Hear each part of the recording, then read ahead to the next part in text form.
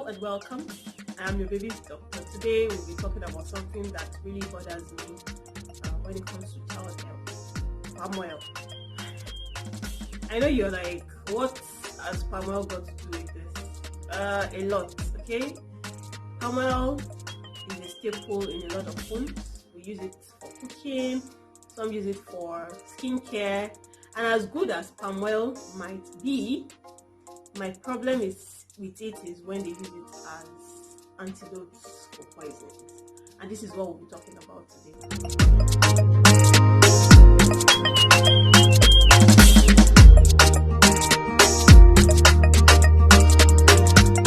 Each time I have the opportunity to talk to parents and caregivers about poisons, antidotes, and the use of palm oil, I remember this story of this child that I experienced during my house job days. It's a very sad story. The outcome was not favorable, but I still like to tell it as an example to caregivers.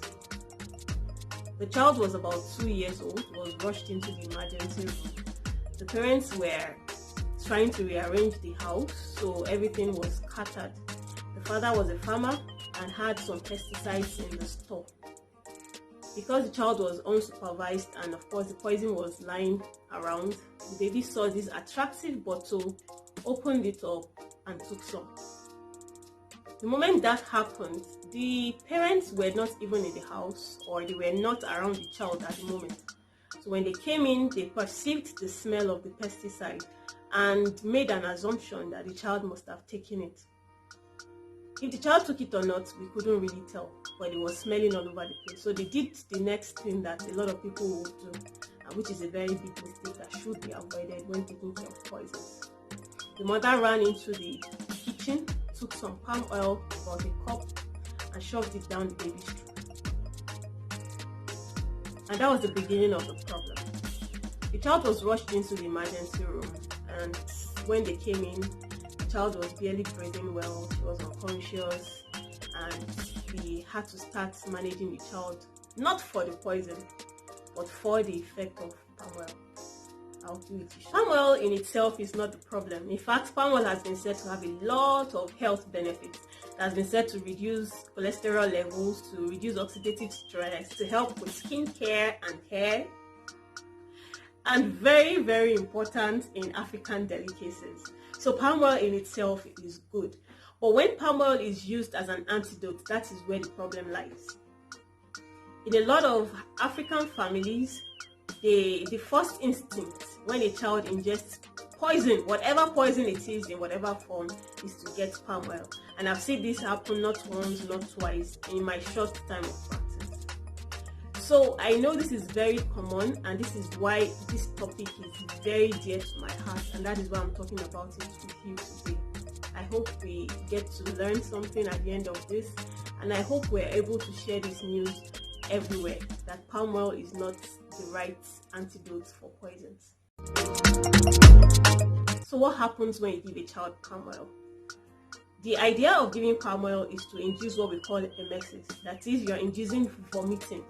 So when you give someone palm oil, it helps the person vomit. So the idea behind it is when the person throws up, the person will throw up both the palm oil and the poison.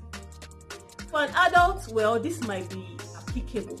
But for a child, in place of inducing the vomiting, because of the high volume of things that may come out of the stomach, and of course sometimes the child may be unconscious due to the effect of the poison, the child has a high chance of aspirating. This means that the things that were thrown up from the stomach can get lodged in the airway. And if you know a little bit about science, you know that water and oil don't mix. So what happens is that the palm oil would cover up or like seal up the airway and would not allow anything go in or come out. And when this happens, the child has difficulty in breathing. And that is where the problem lies. So you bring the child to the hospital, the antidote to the original poison would be given, the child would recover from that poison, but then you have to start to deal with respiratory distress, what we call lipid pneumonitis, and this can be very fatal. So one of my lights just went off. But yeah, we continue. So just like the story I told you earlier, we had finished managing the problem of poison, and then we had lipoid pneumonitis to deal with, which was very, very difficult to treat in this child. So please, whenever you have a case of poisoning, whatever poison it is, palm oil is not your first point of call. If you have a child that ingested poison, kindly take the child to a certified medical center where the appropriate antidote for that poison will be given. It's also advisable that if you have the container of the poison, you should also take it along with you to the hospital, because that will help to know which of the poisons it is and which antidote will be appropriate for that poison. Before I close, I would also want to encourage parents that you shouldn't store poison in attractive containers. You shouldn't store poisons in containers that you use to store water or things that the child may be attracted to. And most importantly, keep poisons out of the reach of children.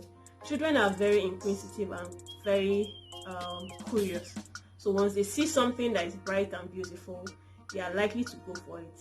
You open it and try to see what is in there. And of course, the outcome of this may not be favorable.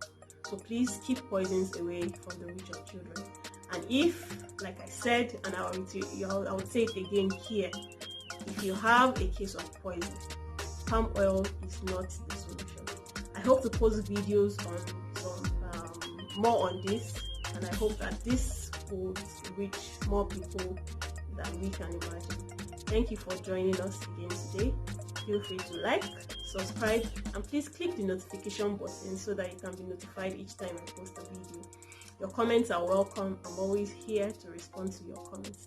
Thank you for joining us today. I remain your baby's doctor, shining light on your child's health and well-being.